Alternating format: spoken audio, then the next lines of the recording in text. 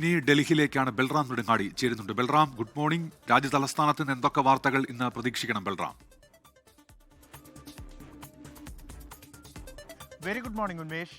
ഇന്ന് രാജ്യതലസ്ഥാനത്ത് നിന്ന് നിരവധി വാർത്തകളുണ്ട്. അതിൽ പ്രധാനം പാർലമെന്റിന്റെ ശീതകാല സമ്മേളനം പുരോഗമിക്കുകയാണ്. ഇന്ന് 3-ാം ദിവസമാണ്. കഴിഞ്ഞ 2 ദിവസവും SIR വിഷയം ചർച്ച ചെയ്യണമെന്ന് ആവശ്യപ്പെട്ടുകൊണ്ട് പാർലമെന്റിന്റെ ഇരുസഭകളും സ്തംഭിക്കുന്ന സാഹചര്യമുണ്ടായിരുന്നു. എന്നാൽ ഇന്നലെ വൈകിട്ട് ചേർന്ന പ്രത്യേക ബിസിനസ് അഡ്വൈസറി സമിതി യോഗത്തിൽ SIR വിഷയം ചർച്ച ചെയ്യാൻ തീരുമാനിച്ചിരിക്കുകയാണ്. ലോക്സഭയിൽ വരുന്ന ചൊവ്വാഴ്ചയായിരിക്കും 10 മണിക്കൂർ ചർച്ചയുണ്ടാകുക. അതിനു മുമ്പായി വന്ദേ മാതരത്തിന്റെ 150-ാം വാർഷിക സംബന്ധിച്ചുള്ള പ്രത്യേക ചർച്ച തിങ്കളാഴ്ച ഉണ്ടാകും. അതേസമയം രാജ്യസഭയിലെ ചർച്ച ഇതുവരെയും തീരുമാനിച്ചിട്ടില്ല.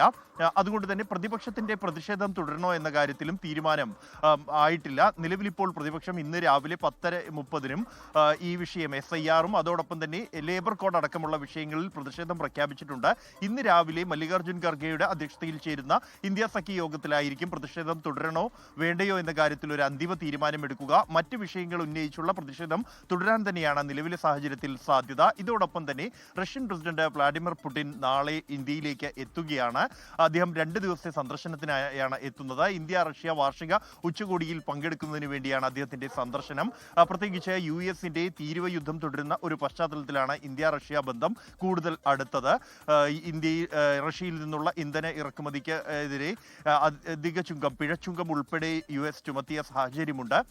പ്രധാനമന്ത്രി നരേന്ദ്രമോദിയുമായി വ്ളാഡിമിർ പുടിൻ പ്രത്യേകം ചർച്ച നടത്തും. ഒപ്പം തന്നെ രാഷ്ട്രപതി ദ്രൗപദി മുർമുവിന്റെ പ്രത്യേക വിരുന്നിലും പങ്കെടുക്കുന്നുണ്ട്.